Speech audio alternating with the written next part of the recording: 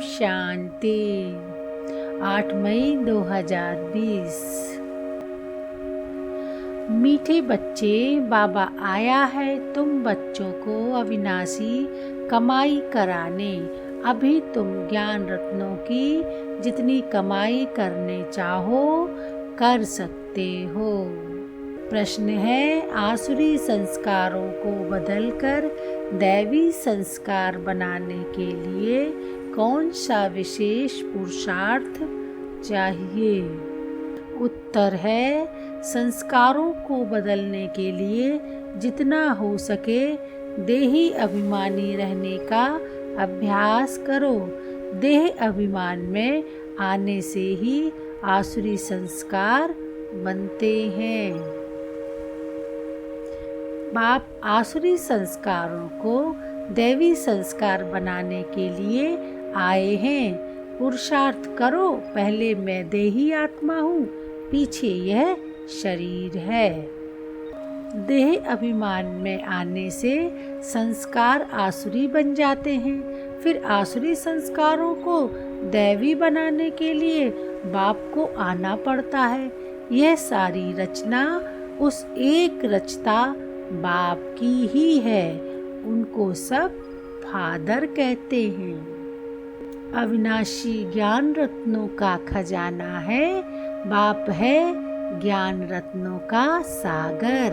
पानी की बात नहीं, ज्ञान रत्नों का भंडारा है। उनमें नॉलेज है।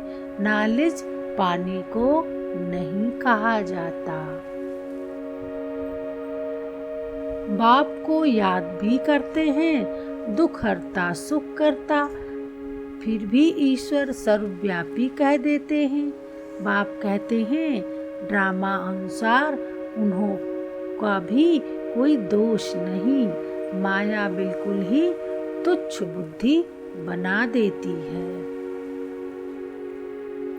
मनुष्य ही पढ़ते हैं। देवताओं को तो शास्त्र पढ़ने की दरकार नहीं, वहाँ कोई शास्त्र नहीं होते। ज्ञान भक्ति पीछे है।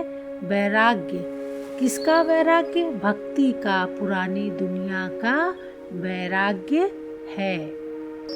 योग अक्षर सन्यासियों का नामी ग्रामी है। अनेक प्रकार के योग सिखाते हैं। बाप कितना सहज बतलाते हैं। उठते बैठते चलते फिरते बाप को याद करो। तुम आधा कल्प के आशिक हो। तुम बच्चों को बाप को याद करने की बहुत मेहनत करनी पड़ती है। ज्ञान तो बहुत सहज है, बाकी विनाश काले प्रीत बुद्धि और विपरीत बुद्धि, यह याद के लिए कहा जाता है। बाबा ने कहा है, इस पर भी एक पुस्तक छपाओ, गेटवे टू शांति धाम सुख धाम। इनका अर्थ भी नहीं समझेंगे, है बहुत सहज, परंतु कोटों में कोई मुश्किल से समझते हैं। धारणा के लिए मुख्य पॉइंट है। पहला पॉइंट है, एक बाप से अव्यभिचारी प्रीत रखते रखते कर्मातीत अवस्था को पाना है। इस पुरानी देह और पुरानी दुनिया से बेहद का वैराग्य हो। दूसरा पॉइंट है, कोई भी कर्तव्य बाप के डायरेक्शन के विरुद्ध नहीं करना है। युद्ध के मैदान में कभी भी हार नहीं खानी है। डबल अहिंसक बनना है। आज का वरदान है, अपनी रूहानी लाइट्स द्वारा वायुमंडल को परिवर्तन करने की सेवा करने वाले सहज सफलता मूर्त भव। जैसे साकार सृष्टि में जिस रंग की लाइट जलाते हो वही वातावरण हो जाता है। अगर हरी लाइट होती है तो चारों ओर वही प्रकाश छा जाता है। लाल लाइट जलाते हो तो याद का वायुमंडल बन जाता है। जब स्थूल लाइट वायुमंडल को परिवर्तन कर देती है तो आप लाइट हाउस भी पवित्रता की लाइट व सुख की लाइट से वायुमंडल परिवर्तन करने की सेवा करो तो सफलता मूर्त बन जाएंगे। स्थूल लाइट आँखों से देखते हैं, रूहानी लाइट अनुभव से जानेंगे। स्लोगन है, व्यर्थ बातों में समय और संकल्प गंवाना यह भी अपवित्रता है।